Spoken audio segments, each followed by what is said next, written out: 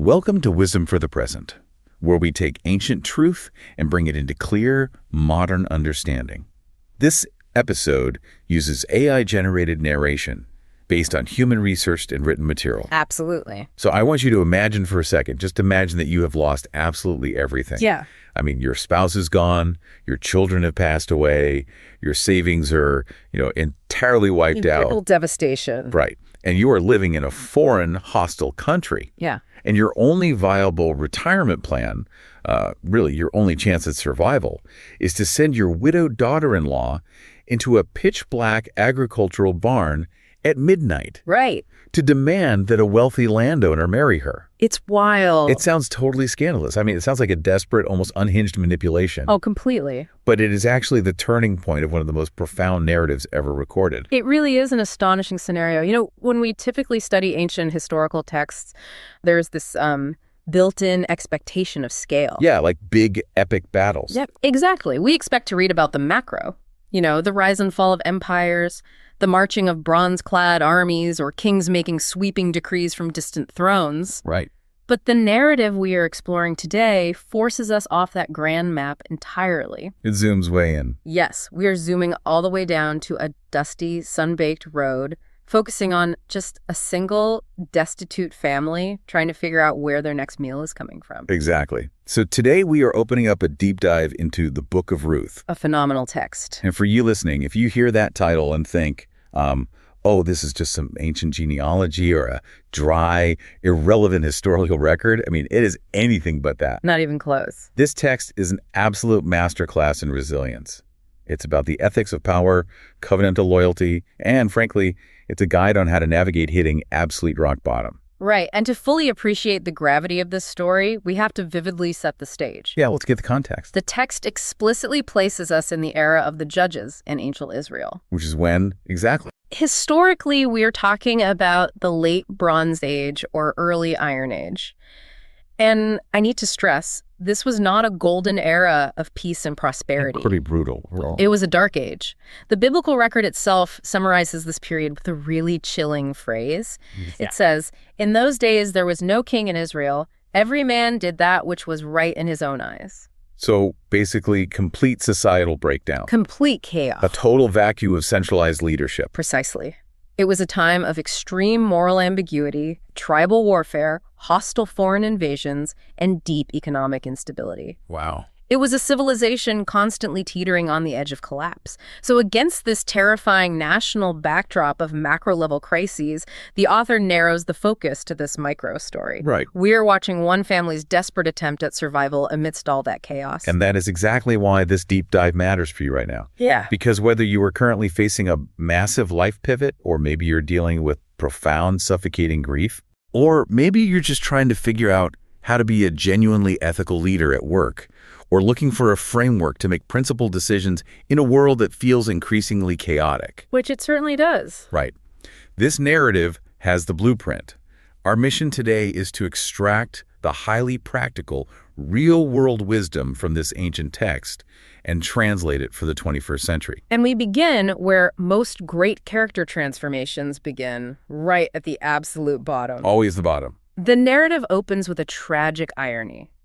We are introduced to a man named Elimelech, his wife Naomi, and their two sons, Mahlon and Chilion. Okay. And they live in a town called Bethlehem. The names here are doing so much heavy lifting. We have to pause and look at the linguistic irony here. It's brilliant. Because Bethlehem literally translates from Hebrew as the house of bread. Yes, the house of bread. But a severe famine strikes the region, so there is no bread in the house of bread. Wow. And it is vital to understand that in an ancient agrarian society, a famine isn't just an economic recession or, a frustrating disruption to the supply chain. It's not just inflation at the grocery store. No, a famine is an existential ticking clock. If the rains don't come, you starve to death, period. Right. So Elimelech makes a drastic choice. He decides to leave his ancestral homeland, to leave the community of Bethlehem entirely, and seek asylum and food in the neighboring country of Moab.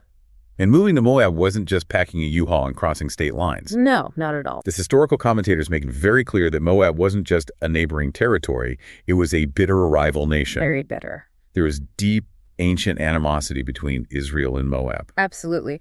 The Moabites traced their lineage back to Lot, and the historical relationship with Israel was fraught with conflict, oppression, and intense religious tension. Right. Moab was considered a pagan land, entirely outside the covenantal community of Israel. So Elimelech's decision to relocate his family there is heavily scrutinized by ancient and modern scholars alike. Right, because we are told they went out full. He wasn't entirely destitute when he left. Exactly. He likely still had his property, which we find out later was mortgaged. But he had means. He wasn't the poorest of the poor. He had a safety net. Right. He looked at the economic forecast, panicked, and basically abandoned his community to save his own lifestyle. He couldn't weather the storm with his neighbors. He wanted a quick fix to a systemic problem. And that choice initiates a massive cascade of tragedy. Yeah. Because they arrive in Moab, and instead of finding salvation, the floor falls out completely. Elimelech dies. Oh, wow. Yeah. Naomi is left a widow in enemy territory. Her two sons eventually marry two local Moabite women, Orpah and Ruth. Okay. They live there for about 10 years, and then, inexplicably, both of the sons, Mahlon and Chilion, die as well. I really want to look at those names, too, because they kind of telegraph the tragedy. I do. Like, Elimelech means, my God is king, and Naomi means pleasant. But they named their sons Mahlon, which translates to sickness, and Chilion, which translates to consumption or wasting away. It's incredibly dark. It's as if the text is subtly telling us that this family was fragile from the start, like they were carrying the seeds of their own destruction. It's a devastating sequence of events. In the span of just a few sentences, the author details the complete annihilation of Naomi's security, her identity, and her future. Right. We really have to grasp the brutal economics of the ancient patriarchal world here. Break that down for us. A woman's social standing, her legal protection, and her literal economic survival were entirely tied to her husband and her male heirs. So without them? Without them, she essentially did not exist in the eyes of the law or the economy. She couldn't just go apply for a job in the marketplace. Right. There's no safety net. None. Naomi is now utterly destitute, stranded in a foreign country, aging, with two foreign daughters-in-law to care for. Which brings us to the first profound piece of wisdom we can extract from this deep dive. Yeah. And that is the raw, unfiltered honesty of grief. So word finally reaches Naomi that the famine in Israel has broken, that the land is producing food again. Right. So she decides to make the long, arduous trek back to Bethlehem. Yeah, huge journey. And when she finally arrives, she's been gone for over a decade. The trauma of losing her entire family has worn her down so deeply that she is physically unrecognizable. Yeah. The women of the town gather around her and ask in shock, is this Naomi? And her response to her old friends is one of the most striking expressions of human suffering in ancient literature. It really is. She looks at them and says, "Call me not Naomi," which again means pleasant. "Call me Mara," which means bitter. Wow. She says, "For the Almighty have dealt very bitterly with me. I went out full, and the Lord hath brought me home again empty." I really want to challenge this moment. Yeah. Because Naomi's response makes our modern sensibilities incredibly uncomfortable. Oh, totally. We live in a highly curated, self-help obsessed culture. We are practically trained to Instagram filter our pain, you know. Yeah, silver linings only. Exactly. If someone goes through a horrific tragedy today, the cultural expectation is that they take a little time off and then they emerge saying something like, oh, I'm learning so much about myself on this healing journey. Right.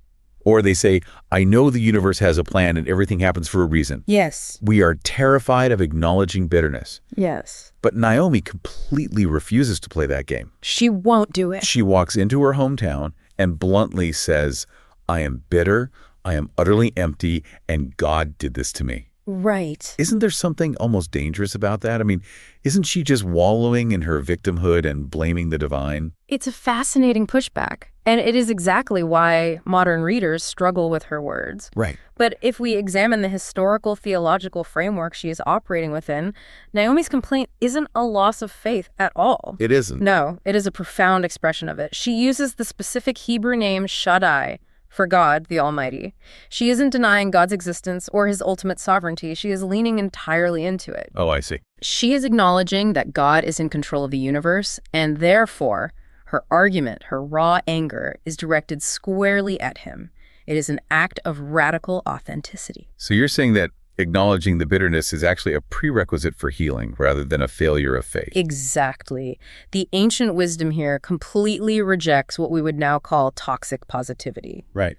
Naomi doesn't try to toxic positivity her way out of her trauma. She refuses to cling to the empty titles of her past prosperity. Yeah. She was pleasant when she had a husband, sons, and wealth.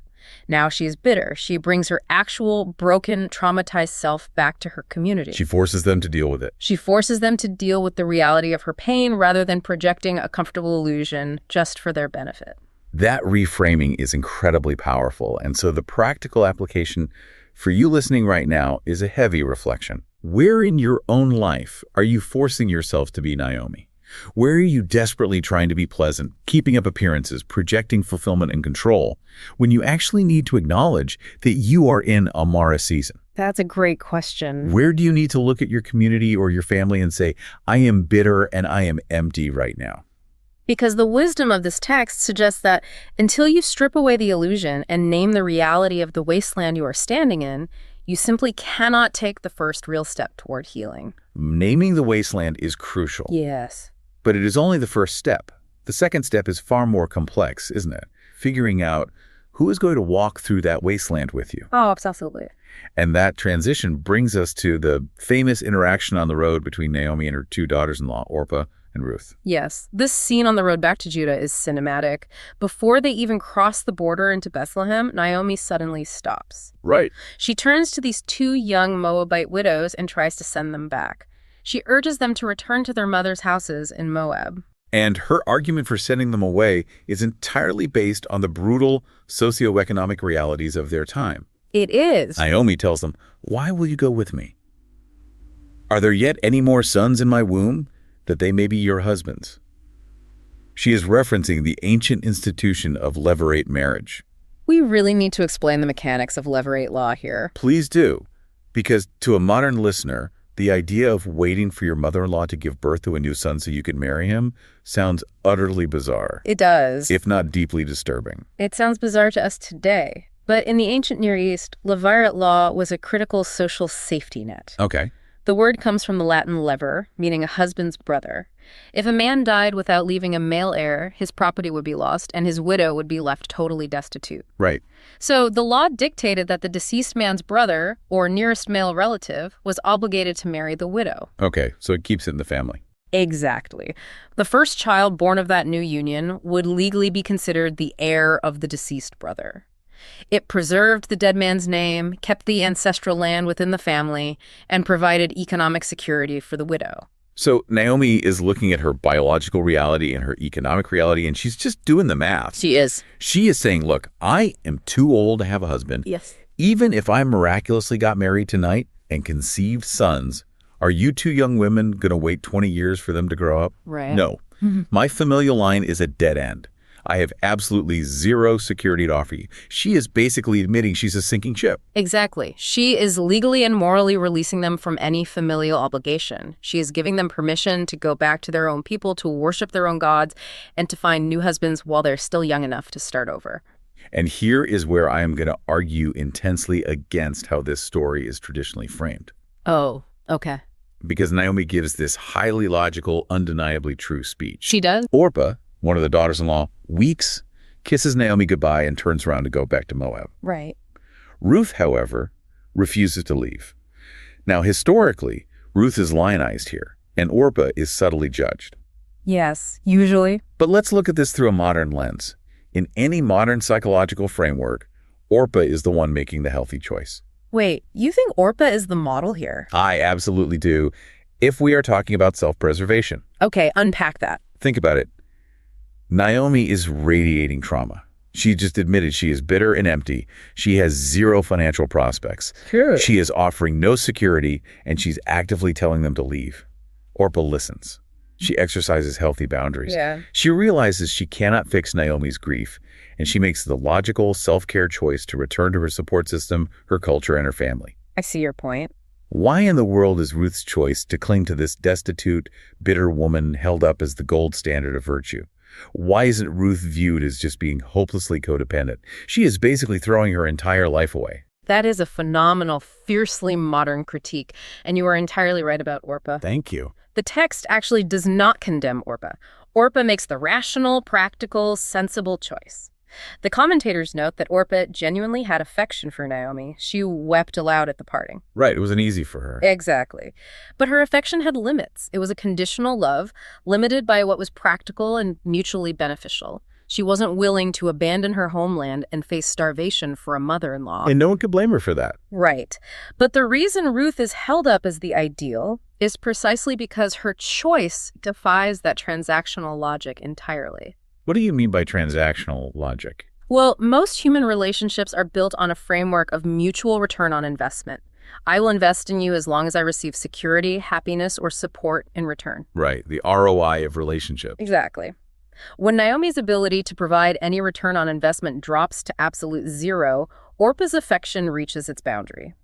But the text uses a very specific verb to contrast the two women. What is? It says, Orpah kissed her mother-in-law, but Ruth clave to her. She clung to her. Ruth's choice introduces the concept of covenantal love. Covenantal love as opposed to contractual love. Precisely. A contract protects your rights, but a covenant surrenders them for the sake of the other person. Wow. Ruth's famous speech that follows is a total repudiation of individualistic optimization. She tells Naomi, "Entreat me not to leave thee or to return from following after thee. For whither thou goest, I will go, and where thou lodgest, I will lodge. Thy people shall be my people, and thy God my God." It really is one of the most stunning pieces of poetry ever written. It is. She goes on, "Where thou diest, will I die, and there will I be buried. The Lord do so to me, and more also, if aught but death part thee and me." If you break down the mechanics of that vow, Ruth is making 6 distinct, staggering commitments. Let's hear them. She is promising to travel into an unknown, hostile land. She is promising to dwell with Naomi no matter how impoverished the conditions. She is twisting her own personal interests entirely with Naomi's foreign people. She is abandoning her ancestral gods to adopt Naomi's God. That's huge in the ancient world. It's massive. She is committing to die in the same place, and ultimately to mingle her dust with Naomi's in a foreign grave. This isn't codependency. No. This is a conscious, radical sacrifice. She is choosing poverty and the perilous status of a foreign outcast simply out of fierce, unyielding loyalty. And when you look at broader human wisdom traditions, whether it's ancient philosophy, mythology, or modern narrative psychology, this mirrors the ultimate hero's journey. Yes, exactly. The hero always has to abandon the familiar, comfortable world. But crucially, in the highest forms of these traditions, the hero doesn't abandon comfort for their own self-actualization. They do it for the sake of another. Right. Ruth is the hero because she chooses the wasteland for the sake of love. And this brings us to a razor-sharp modern translation. We live in a culture defined by hyper-individualism. Oh, completely. We are constantly encouraged to optimize our lives, to network, to curate our connections based on what they can do for our careers or our mental health. Right. If a relationship doesn't serve you, cut it out. Exactly. We are quick to cut people out the moment they become inconvenient or difficult.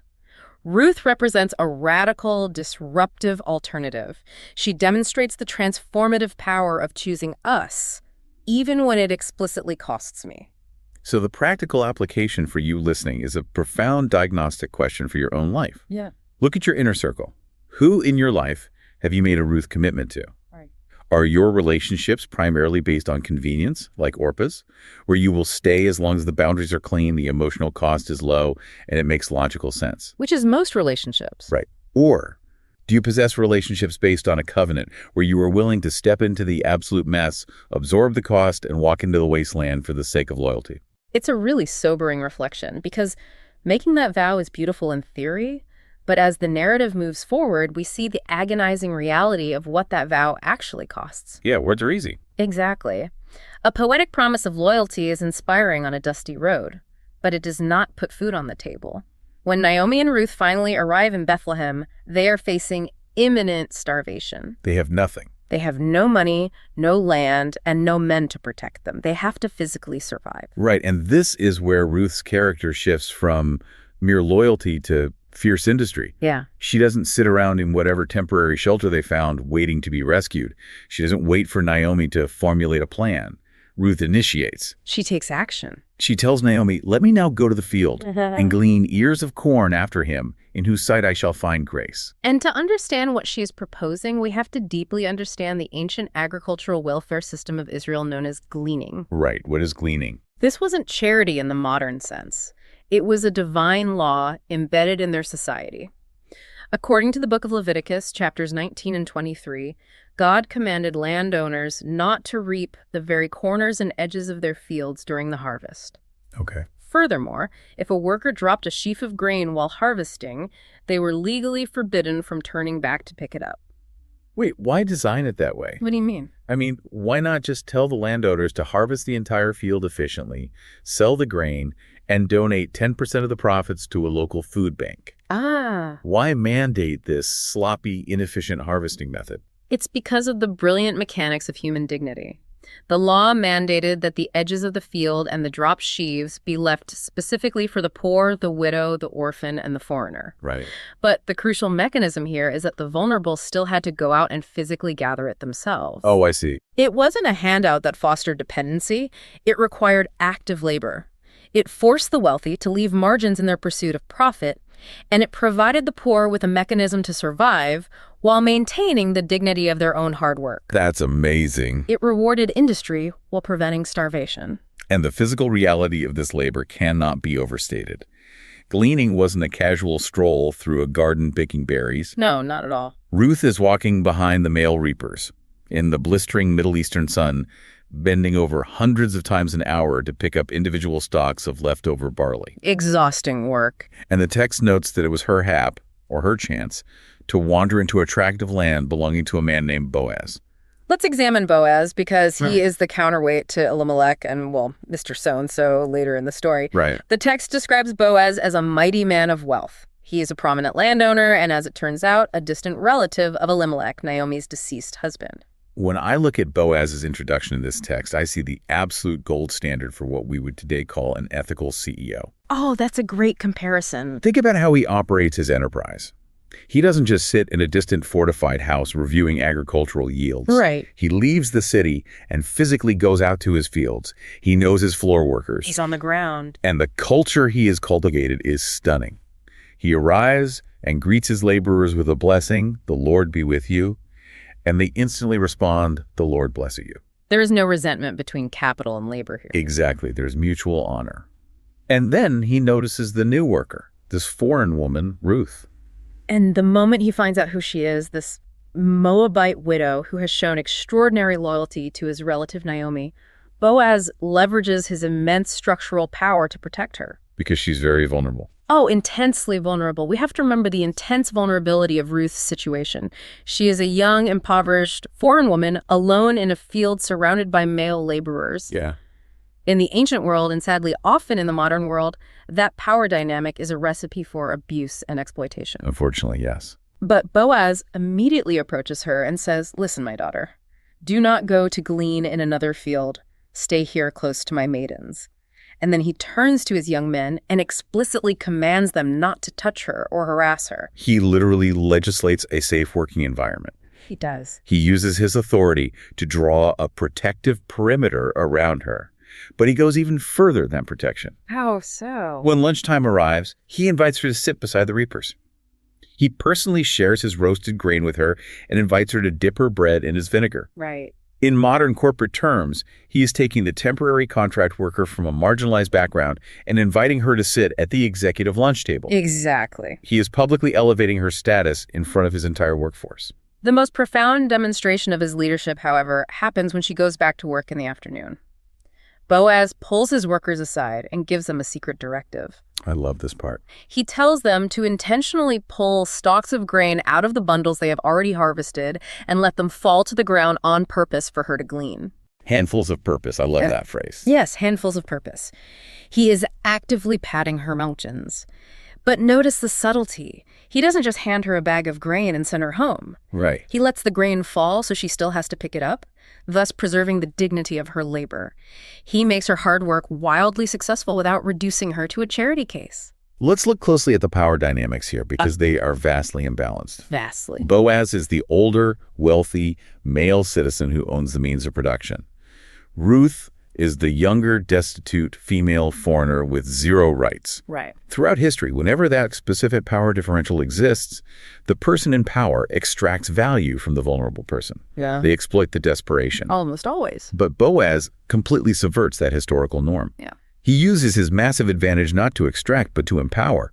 He creates a dignified space for her agency to flourish. Yes. And when he speaks to her, he praises her character. He praises her virtue, her loyalty to Naomi, and her courage in leaving her homeland. He does not objectify her. The result of this ethical leadership is staggering. By the end of the day, Ruth has gleaned and then hand-threshed an entire ephah of barley. Wow. We need to explain what that means. Yeah, so threshing is the brutal process of beating the stalks with a stick to separate the grain from the chaff. She beats out 22 liters of pure barley. It's a huge amount. That is roughly 30 pounds of grain. It's enough to feed her and Naomi for nearly a week from a single day of gleaning. Incredible. She packs this massive weight up and carries it back to the city. And when Naomi sees this massive haul, she is astounded. She asks where Ruth worked, and when Ruth names Boaz, Naomi's entire demeanor shifts. Right, the light bulb goes on. She blesses Boaz and reveals to Ruth a critical piece of legal information. She says, "The man is near of kin unto us, one of our next kinsmen."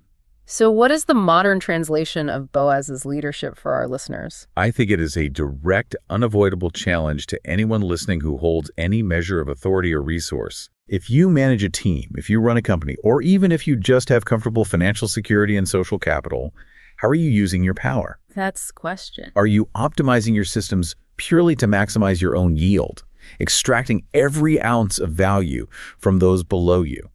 Or are you intentionally dropping handfuls of purpose for the people coming up behind you? Right. Are you building margin into your business specifically to be generous to the marginalized? Because the ancient wisdom here is clear.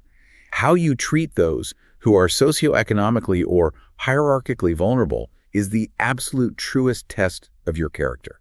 That is the perfect distillation of Chapter 2.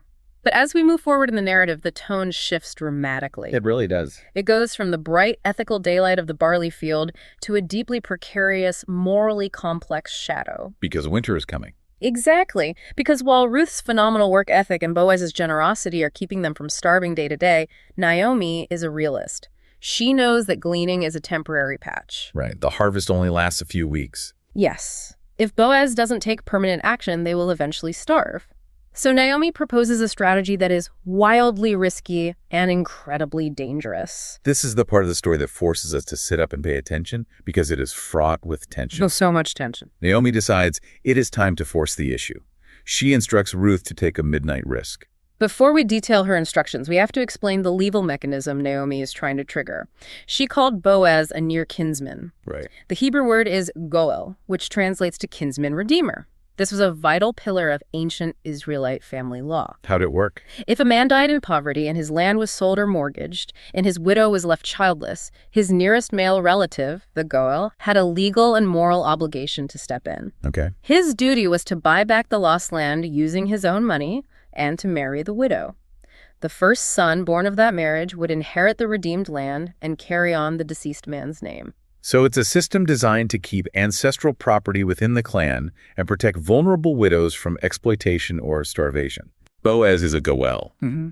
But the problem is the harvest is ending, and Boaz hasn't made a move. Right. He has been generous, but he hasn't offered marriage or redemption. Naomi realizes that if they just keep quietly gleaning, the window of opportunity will close. So she devises a plan to corner him. And her instructions to Ruth are startling. She tells Ruth to wash herself, put on perfume, dress in her best clothes, and go down to the threshing floor under the cover of darkness. Wow. She tells her to hide and watch Boaz until he finishes eating and drinking and lies down to sleep. Once he is asleep, she's to sneak in, uncover his feet, and lie down. Okay, we must heavily scrutinize Naomi's motives here. We really should. Let's really contextualize the threshing floor. This isn't a quiet, secure bedroom. No, not at all. A threshing floor was typically a hard, flat surface on an elevated hill outside the city walls. They winnowed the grain by tossing it into the air so the evening breeze would blow away the light chaff while the heavy grain fell back to the floor. Right. Because the entire season's wealth was sitting there in a massive pile, the men would sleep on the threshing floor to guard it from bandits. They were celebrating the end of the harvest, which meant they were eating and drinking heavily. Exactly. Naomi is sending a young, attractive, foreign widow into a dark, unsecured area surrounded by drunk men to sneak up to the boss and lie down next to him in the middle of the night. The vulnerability is terrifying. It is terrifying. And I have to push back on Naomi here. Is she just using Ruth as a pawn? Is this extreme manipulation? It looks like it. She is practically backing Boaz into a corner while his inhibitions are down.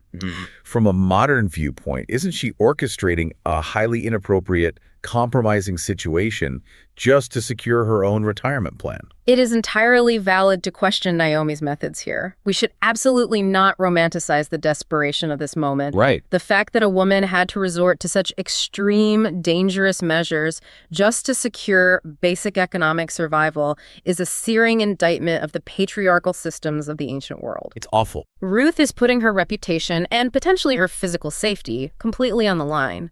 If she is discovered by the other workers, she could be branded a prostitute and ruined. If Boaz reacts poorly, she is destroyed. But she does it anyway. She follows Naomi's instructions.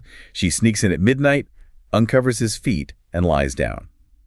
And the text says that at midnight, Boaz shivers, likely from the cold air hitting his exposed feet, turns over, and is startled to find a woman lying there in the pitch black. He says. He asks, "Who are you?" And Ruth's response is the crux of the entire scene. She doesn't try to seduce him. She says, "I am Ruth thine handmaid.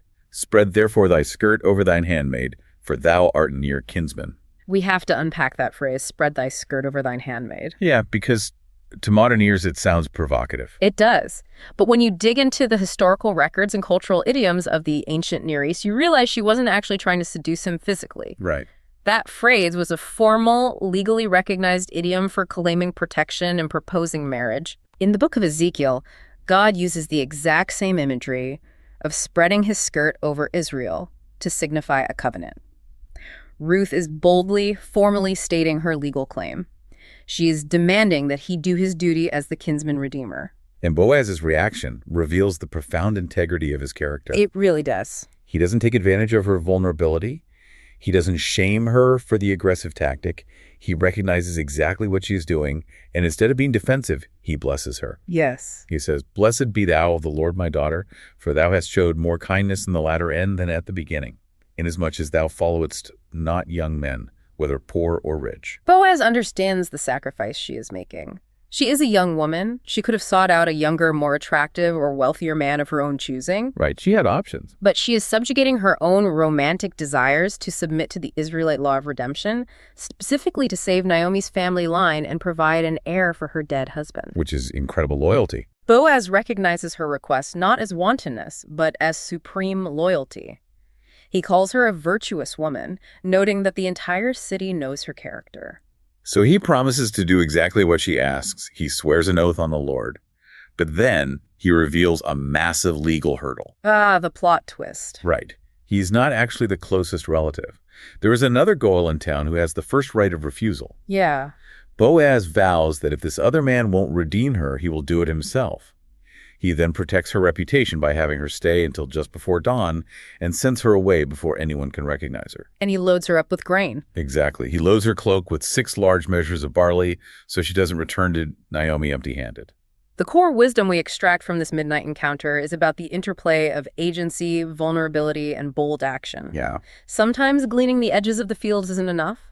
Sometimes securing your future requires stepping entirely out of your comfort zone, absorbing massive risk, and boldly stating your needs to someone who has the power to help you or partner with you. We so often fall into the trap of passive waiting. All the time. We think that if we just keep working hard, keeping our heads down, doing the right thing, eventually the universe will notice and hand us the promotion or the relationship or the breakthrough we need. But that's rarely how it works. Exactly. But Ruth exercises intense, risky agency. She advocates for herself. Yet, crucially, she does so within the bounds of high moral integrity. She forces the issue without compromising her character. So the practical reflection for you, the listener, is this.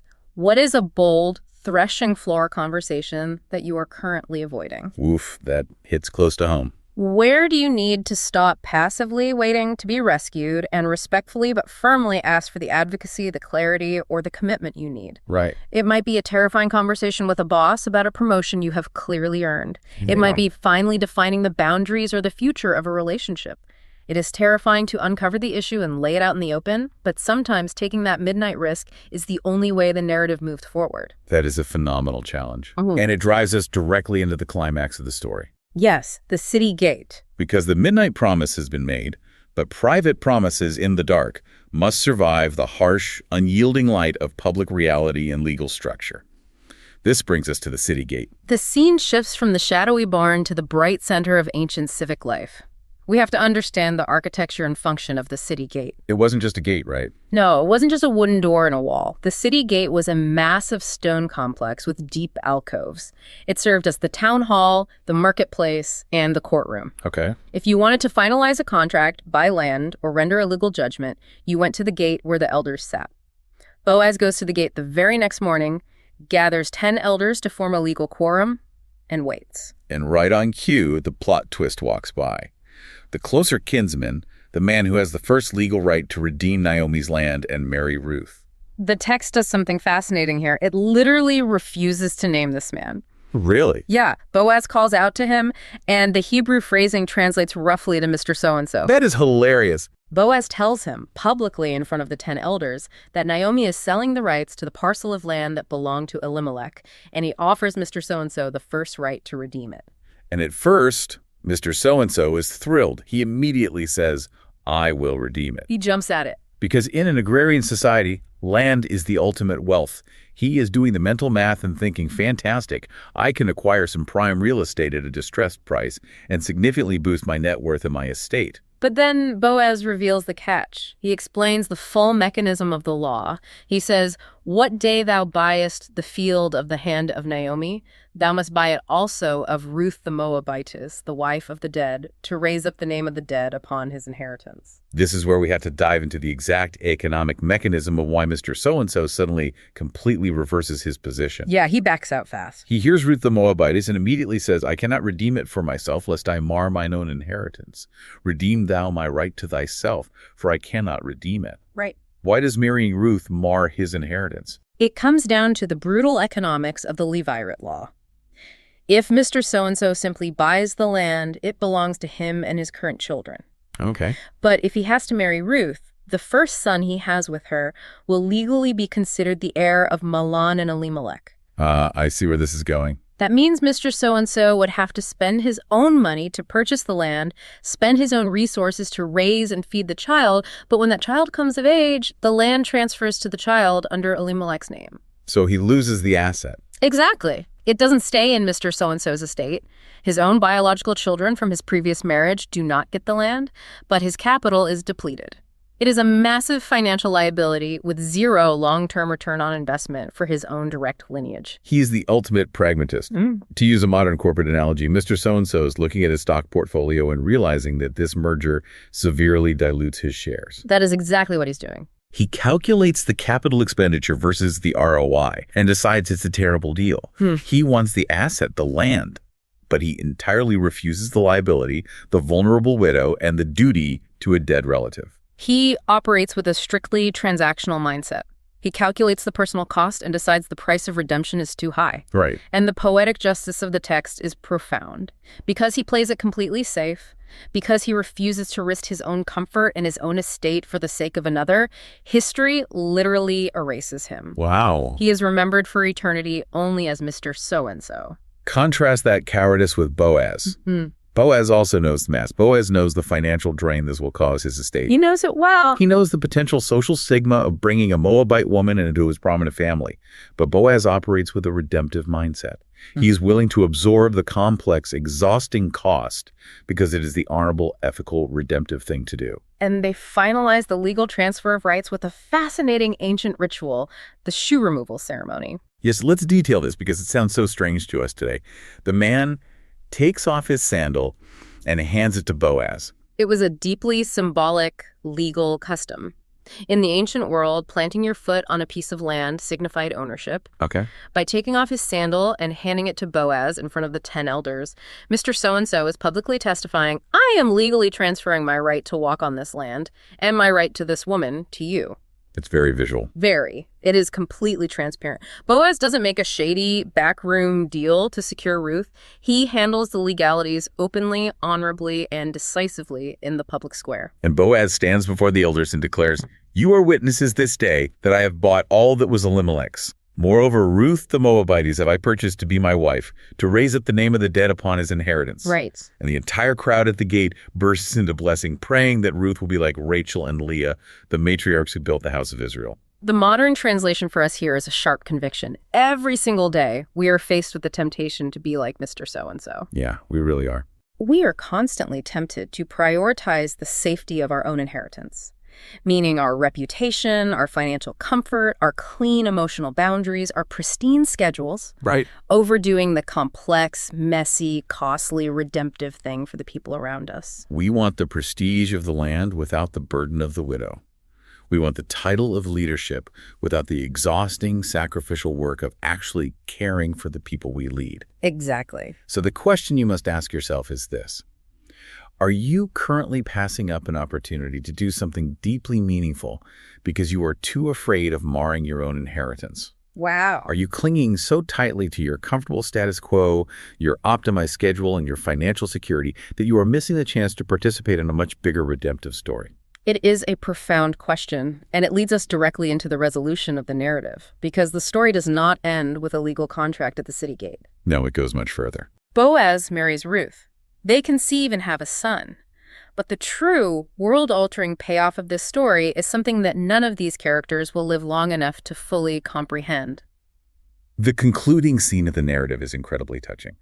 We see the women of Bethlehem gathering around Naomi. Yeah. Remember, these are the exact same women who saw her return in chapter 1, broken, bitter, and empty. Now they are blessing God. The total reversal. They say to Naomi, "Blessed be the Lord, which hath not left thee this day without a kinsman. He shall be unto thee a restorer of thy life, and a nourisher of thine old age. For thy daughter-in-law, which loveth thee, which is better to thee than 7 sons, hath borne him." The cultural weight of that statement, better to thee than 7 sons, is astronomical in a patriarchal society. 7 sons would be the ultimate blessing. Exactly. They are elevating Ruth's loyalty above the ultimate symbol of ancient prosperity. And Naomi takes the child, names him Obed, lays him in her bosom, and becomes his nurse. The bitterness is gone. The wasteland has bloomed. Her microcrisis has been beautifully resolved. But then the author does something brilliant.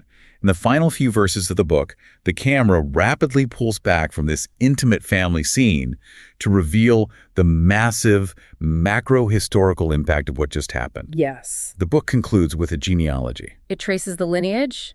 Boaz fathered Obed, Obed fathered Jesse, and Jesse fathered David, King David. This is the ultimate aha moment of the text. Let's explain the historical weight of King David. Please do.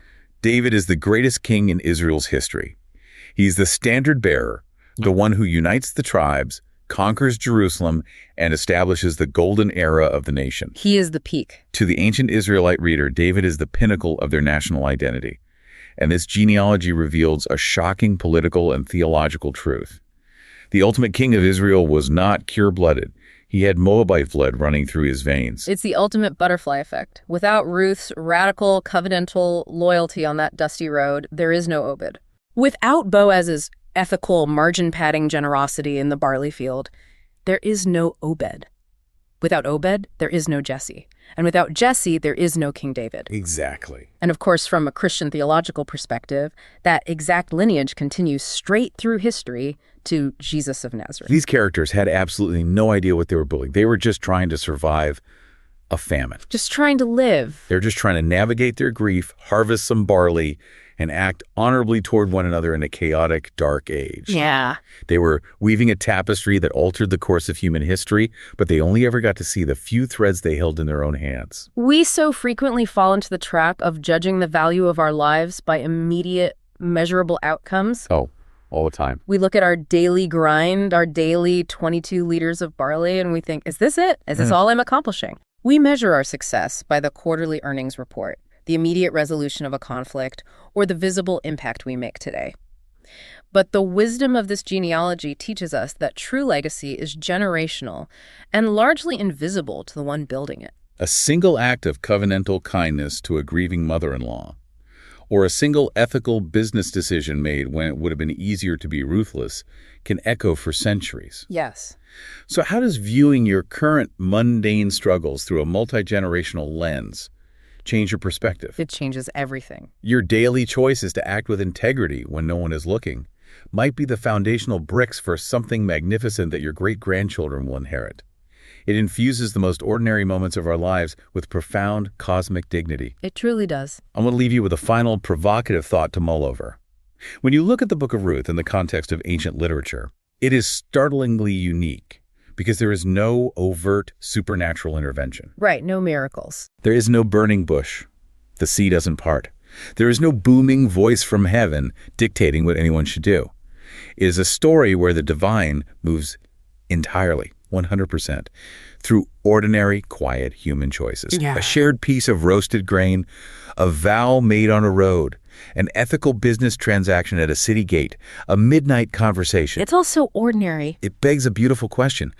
What if the profound, earth-shattering breakthrough you are desperately waiting for isn't going to come as a lightning bolt from the sky? What if it is actually hiding right now in the mundane, ordinary choices you have to make today? That's the heart of this section. This is wisdom for the present, where understanding leads to clarity, and clarity shapes how we see and live. We'll see you in the next episode.